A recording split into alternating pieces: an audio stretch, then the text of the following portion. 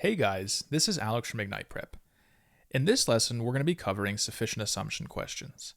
These guys are pretty tricky, and I think a lot of students identify this question type as an issue for them in logical reasoning. What we're going to do in this lesson is a quick little recap on what sufficiency versus necessity means.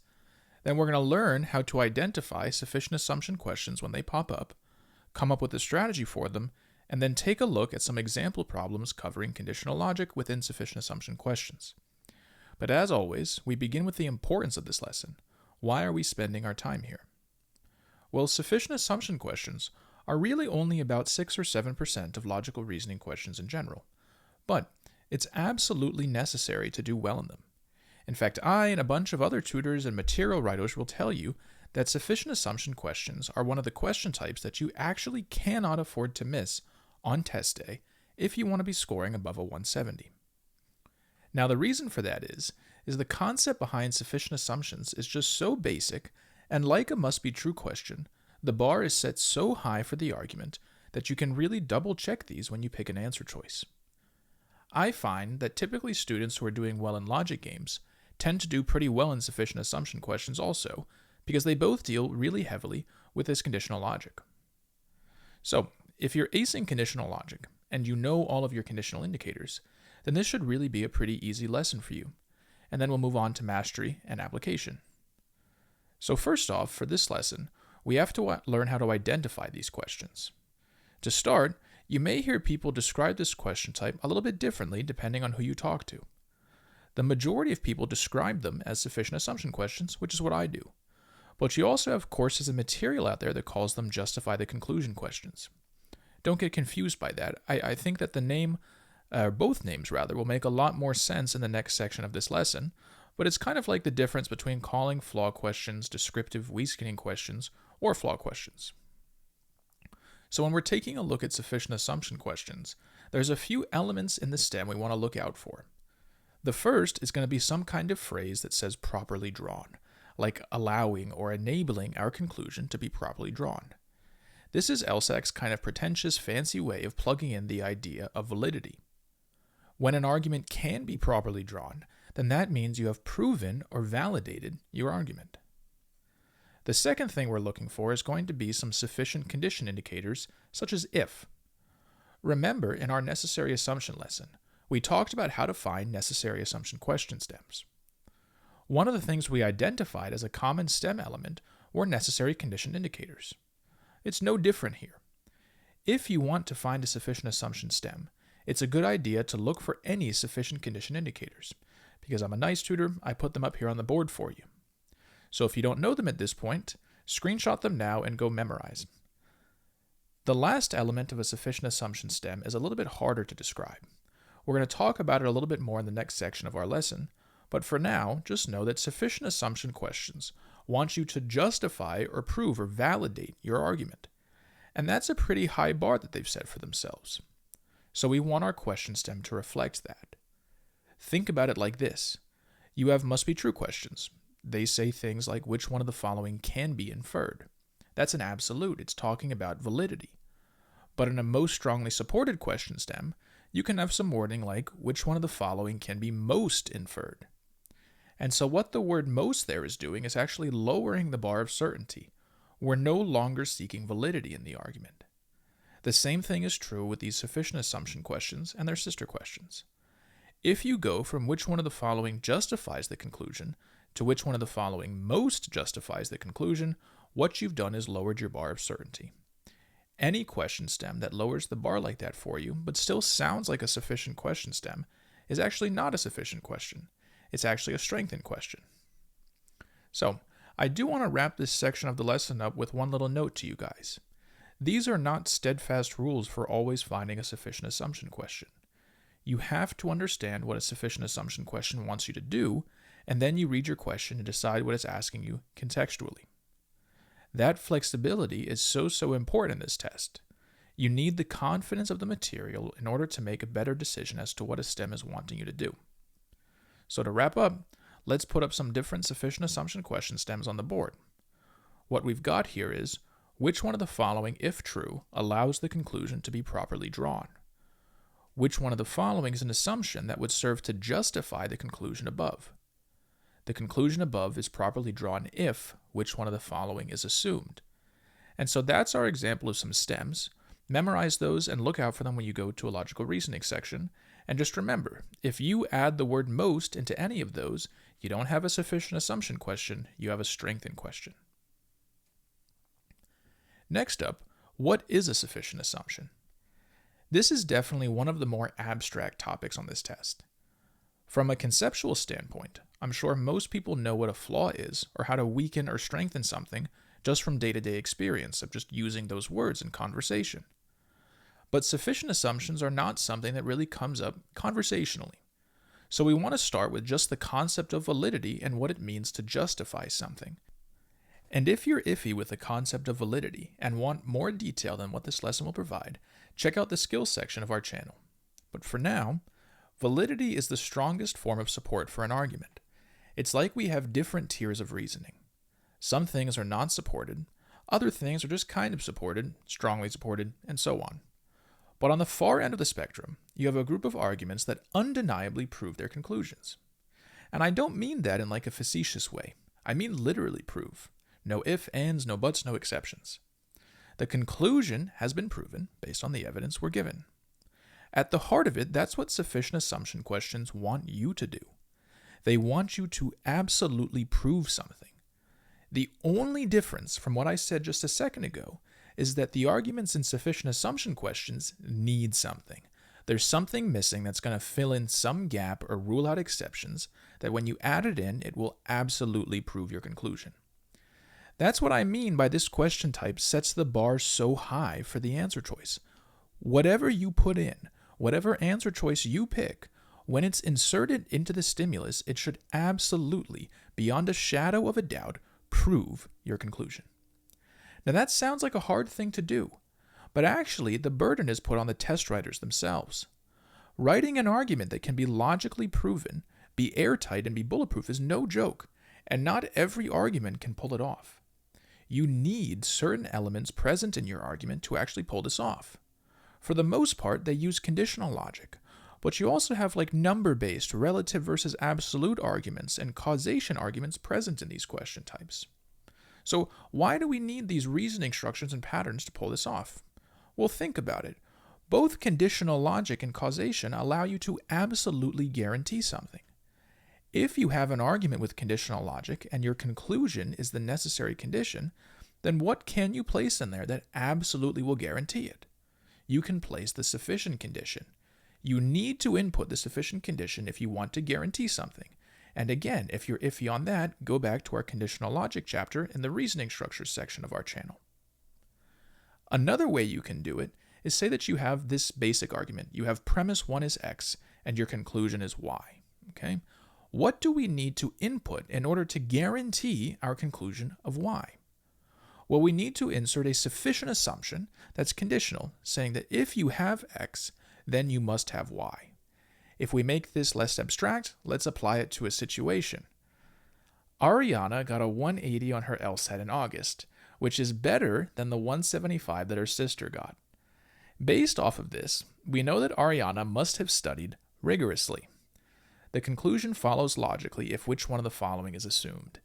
A, Ariana's sister studied less rigorous.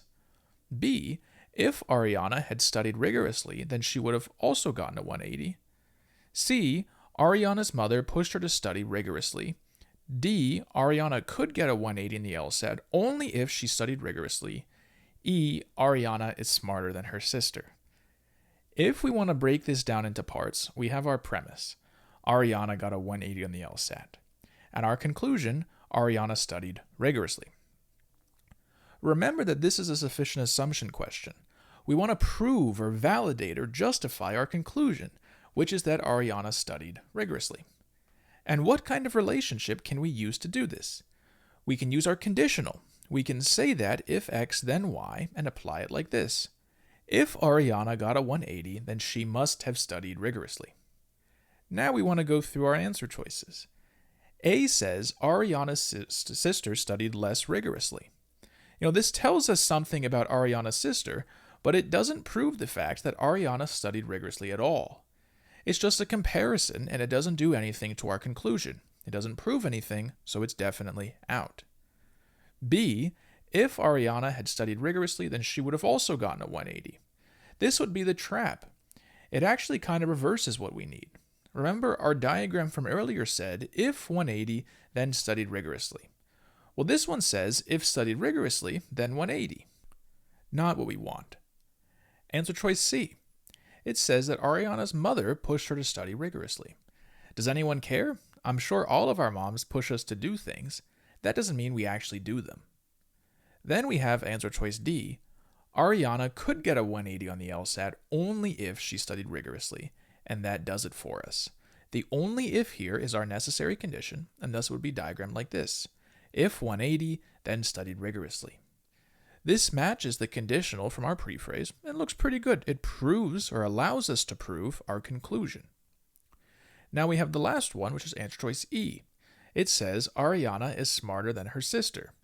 So this might be a nice piece of contextual knowledge that may or may not be true, but again, it doesn't do anything to prove the idea that Ariana herself studied rigorously. So that was pretty basic, wasn't it? We didn't really need to do a lot of thinking to come up with that. We just need to go into our analysis of the stem and say, okay, I need to prove something. Up until this point in the video, most of your studying will probably have dealt with building up these core skills. We have huge 3 lessons covering this conditional logic, universal quantifiers, and validity. We really hammered down on all those concepts in the formal logic chapter of our channel. So now you just need to remember to apply it in this question type. So now we've seen how this question type works, we need to have some kind of basic approach on how to tackle them. Again, because this is part of your assumption family, you're always going to want to begin with the same 2 steps. Number 1, what is my conclusion? Number 2, what's backing it up? These first 2 skills you can really build by using my workbooks. If you're someone who struggles to find the conclusion, you're never going to do well in this question type. How can you guarantee a conclusion if you don't even know what the conclusion is? Next, after identifying the conclusion, we want to see what evidence is stated, what's backing it up. Now, I chose my words there pretty carefully. What evidence is stated? Remember what an assumption is from our necessary assumption lesson. The assumption is the unstated premise.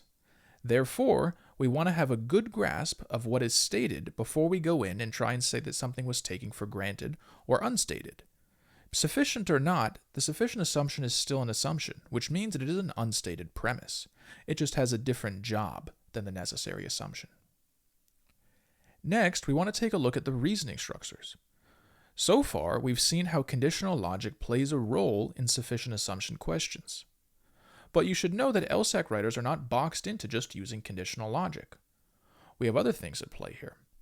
Causation is one, for example, and then we also have numbers and percentages. And I think this is definitely one of the question types that really rewards you for having a solid foundation of the structure of the arguments you're reading. You want to almost break down the stimulus in the same way that we break down must be true and most strongly supported questions. Now, the reason for that is that there's a few elements present in these question types that are really easy to spot if you've broken the stimulus down. First, if you have anything new that's presented in the conclusion that's not in your premises, if you have something in your conclusion that's not mentioned in your premises, such as studying rigorously in our last example, then you will almost definitely have that pop up in your correct answer, similar to a linking assumption. So, if you see something that's in your conclusion but not in your premises, go look for it in the answer choices. Just look for it to be mentioned. So what can you do to make sure that you get this? Well, you can begin by writing out your conclusion and writing out your premises. Highlight anything new in your conclusion, and then look for that element in the answer choices. This is a great way to practice these questions, doing them untimed to make sure that you're building the habit of pulling the correct things out of a stimulus and not just going straight to the answer choices. Next up, we have something that's kind of the opposite. Do you have something that's in the premises but actually doesn't show up in your conclusion? Plugging this into the example from above would be getting a 180. Now, this is just kind of a trend, but if you have an element in your premises but not in your conclusion, then it's a solid bet that that will show up in your correct answer choice, but it's not as definite as the previous one we just did. The reason for this is that you could have multiple premises in your argument.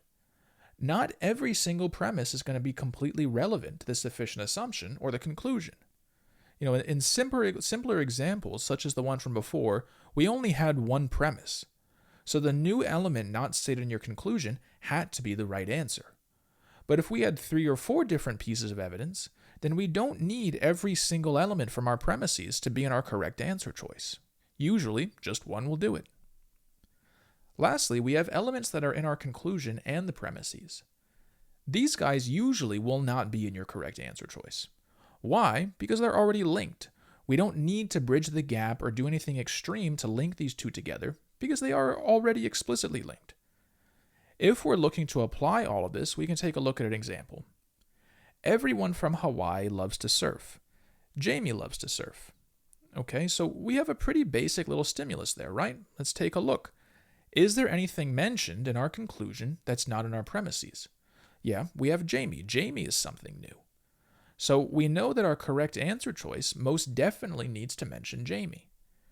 Any choice that doesn't mention or bring Jamie in is definitely wrong. And why is that? Because the goal of our sufficient assumption question is to validate that Jamie loves to surf.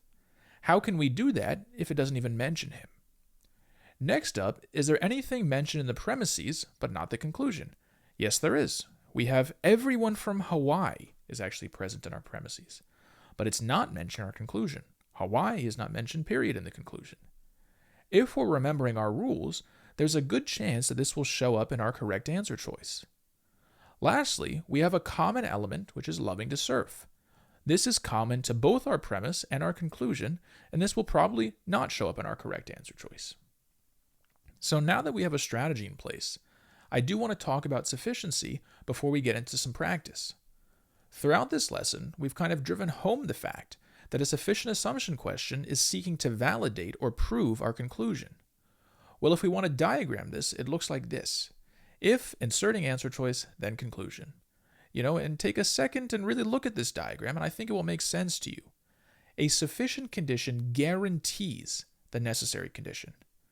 By the nature of the sufficient assumption, when we pick our correct answer choice, what we are saying is that by plugging it into our argument, we are guaranteeing the validity of our conclusion. And I think a lot of people kind of screw this up because they're looking to include some kind of conditional logic all the time or have a sufficient condition indicator in their correct answer choice, and that's not what this is trying to get you to do. It's definitely true that tons and tons and tons of sufficient assumption questions do deal with conditional logic, but not all of them do. So when you're looking at my strategy and you're applying it to questions, I want you to remember that a good knowledge of strategy or the ability to break down a stimulus into its constituent parts is really nice and necessary if you want to do well on this test. But it's not sufficient to guarantee it. It's not enough on its own. What you'd be missing is the context and comprehension, the thinking on your feet, and confidence to go through the trap answer patterns and confidently cross them out. This is true with whatever question type you're looking at, and a good knowledge of strategy is necessary. But don't forget the context or situational awareness of the stimulus that you're in. So now let's talk about conditional logic and sufficient assumption questions. What's nice here is that a good knowledge of conditional logic will definitely take you far in this question type. Conditional logic shows up in about 90% of these questions. So if you're not comfortable with either your universal quantifiers or conditional indicators or diagramming or anything like that, definitely go back to that lesson and review it. Because we've covered conditional logic pretty in depth in past lessons, we're not going to really go through it in depth here, but we are going to look at a problem that uses it. This one says, having a 4.0 GPA is necessary to get into medical school. Additionally, no one with a record of academic dishonesty can be a medical student. Therefore, Jonathan, a successful student with a 4.0 GPA, cannot be a surgical resident since he has a record of academic dishonesty. So we're going to start with this stimulus and say, okay, what's our conclusion?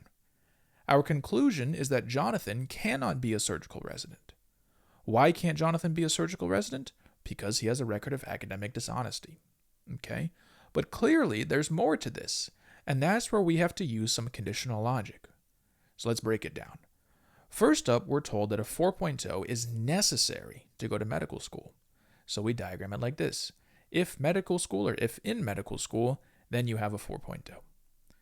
Next, we're told that you can't be a medical student if you have a record of academic dishonesty. So we diagram this guy. If record of academic dishonesty, then not medical student. Then we are told that Jonathan does have a 4.0 GPA, but he also has a record of academic dishonesty. So we're just going to put these two in, 4.0 GPA, record of academic dishonesty. That's what we're told. We're just given these statements. They're not conditional, they're just facts.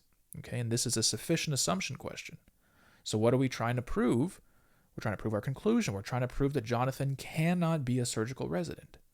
So this one should be easy to spot, and I included surgical resident here on purpose. Why? Because we want to be looking for elements in our conclusion that aren't in our premises. In this case, that's going to be surgical resident. So we know that we want surgical resident in our answer choices. And what do we want to connect being a surgical resident to? Well, we need our conditional logic. Using it, we can see that Jonathan cannot be a medical student. That's something we can guarantee because he has a record of academic dishonesty. We've fulfilled our sufficient condition. So we need to glue what we already can guarantee to what we want to guarantee, and it's this. To be a surgical resident, you must be a medical student. We need a conditional statement telling us actually the contrapositive of this as well. If you are not a medical student, then you can't be a surgical resident. Most conditional logic questions within sufficient assumptions actually work out exactly like this one, so hopefully all that made sense to you. If you're subscribed to our course, we'll cover this technique in depth within the practice sets and workbooks, so definitely go check those out. But before we close out this lesson, I do want to do a quick little discussion on some traps present in sufficient assumption questions. The biggest one is going to be synonyms. Now, I've told you to look out for elements present in your conclusion that are not present in your stimulus, and that's a great strategy. But remember, guys, LSAC is listening in on what your tutors and courses are telling you, and they adapt the test to trip up people who make the test too formulaic and just try and trick it. I said this before, right after I first taught you the strategy. A good structural knowledge of the stimulus is not a replacement for actually thinking. What they like to do is reword a phrase or use a synonym so that when you get to your conclusion, you think you have a new element, but they're just rephrasing something. Be really careful with this. It has to be an actually new element or a new piece of information. So that wraps up the conceptual portion of this lesson. Now let's do some practice problems. So our first one here is Practice Test 65, Section 1, Question 16. And it's by an activist who says any member of the city council ought either to vote against the proposal or to abstain. But if all the members abstain, the matter will be decided by the city's voters. So at least one member of the city council should vote against the proposal. Okay, and so we have the conclusion at least one member should vote against the proposal. And why? Well, members need to either vote against it or abstain from it. If they all abstain, then voters are going to get to decide on whether or not the issue passes. Okay? So there is one giant thing missing from this argument. We're not told why it's not a good idea to let voters decide the issue.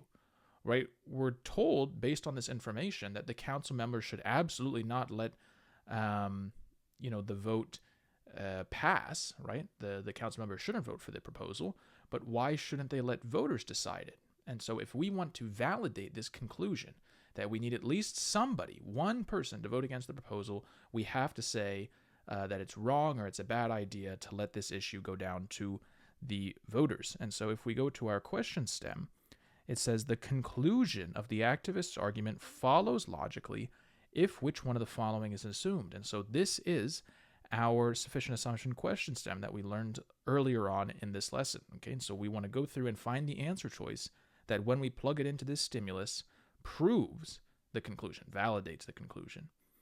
Answer choice A says, if all members of the city council abstain in the vote on the proposal, the city's voters will definitely decide in favor of the proposal. That's a tempting answer choice, especially if you caught on that this activist does not want this measure to pass. But our argument never said the proposal shouldn't pass. The argument's just saying that council members shouldn't be the ones to vote for it. And so we can take answer choice A out. Answer choice B, the proposal should not be decided by the city's voters. That's correct, right? If this is true and we insert this into the stimulus, then at least one council member needs to vote against the proposal so that it does not get to the voters. And so answer choice B is our correct answer. Answer choice C.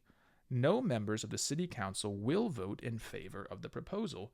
So that doesn't tell us whether or not they should abstain or vote against the proposal. That just tells us something will happen. And so answer choice C has to be out. Answer choice D. If not every member of the city council abstains in the vote on the proposal, the matter will not be decided by the city's voters. So that tells us that voting against the proposal stops it from getting to the voters. It does not tell us whether or not it should actually go to the voters, and so answer choice D has to be out. Answer choice E. If one member of the city council ought to vote against the proposal, the other members should abstain in the vote on the proposal. So our stimulus did not tell us whether all the members should vote against the proposal. That's completely irrelevant to the issue at hand. Our conclusion is that just one member should vote against it, and the rest, it's okay for them to abstain according to the information that we're given. So answer choice E is out, and B is our correct answer. Our next one here is Practice Test 73, Section 2, Question 10, and it's by an actor who says, Bertolt Brecht's plays are not genuinely successful dramas. The roles in Brecht's plays express such incongruous motives and beliefs that audiences, as well as the actors playing the roles, invariably find it difficult at best to discern any of the characters' personalities. But for a play to succeed as a drama, audiences must care what happens to at least some of its characters. And so what is our conclusion is that Bertolt Brecht's plays are not successful dramas, and that's a conditional statement. And then what is backing that up? In successful plays, audiences have to care what happens to at least some of our characters, right? In Brecht's plays, it's hard to figure out anyone's personality at all, okay? And so this question sets us up into a pretty formulaic path for sufficient assumption questions, and if you've paid attention to this lesson, something should have stood out to you. And so we'll begin, we have our conclusion, we'll diagram it out. It says, if Brecht play, then not successful, okay? And then what is our reasoning? We're told that if successful, then you need to care. If we take the contrapositive of that and say you don't care, then it's not successful as a drama. Okay, and so we have something mentioned within our stimulus that's not mentioned in our conclusion, and that is the word care. We have care completely open. It needs to be linked. And so if we take our diagrams and we put them together like this, and we say if Brecht play, then no personality, and then we have a second statement saying if you don't care, then not successful, we're trying to prove here that the plays are not successful. And so we need to link not having personality to audiences not caring. And so that's what we're going to look for when we go into our answer choices. Our stem here says the conclusion of the actor's argument can be properly drawn if which one of the following is assumed. So this is the most common sufficient assumption question stem, and so obviously we know it's a sufficient assumption, and we're seeking to prove our conclusion. Answer choice A says, an audience that cannot readily discern a character's personality will not take any interest in that character. That gives us the gap that we need between having not knowing their personality and not caring. And so answer choice A here is correct. Just for those of you who like to nitpick, we're going to take the word interest there, not take any interest, to be a synonym of not caring. Okay, so it doesn't have to say verbatim what we're looking for, but the meaning or the message behind it is the same. Answer choice B, a character's personality is determined primarily by the motives and beliefs of that character. That's just connecting two things that were in a premise, right? It's in the second sentence. Okay, so answer choice B is something only mentioned in our premises. We don't care about answer choice B. Answer choice C, the extent to which a play succeeds as a drama is directly proportional to the extent to which the play's audiences care about its characters. C is bringing in a comparison that we do not need to prove our conclusion. The stimulus never brings up the concept of something being more successful or less successful. They only bring up the concept of successful versus not successful, and so answer choice C is out. Answer choice D, If the personalities of a play's characters are not readily discernible by the actors playing the roles, then those personalities are not readily discernible by the play's audience. Doesn't our sentence already say that the audience and the actors don't understand the personalities? And so this is just adding a kind of redundant rule for something that we already know. And so answer choice D is out. Answer choice E. All plays that, unlike Brecht's plays, have characters with whom audiences empathize succeed all dramas. So this one is telling us if personality then succeed. It doesn't help us prove when plays don't succeed. And so to prove that, we need not succeed as our necessary condition. So answer choice E is out. And that is the end of our sufficient assumption, guys. And so if you like this lesson, then please like and subscribe it to see more content coming up in the next couple of days and weeks. Good luck on your test.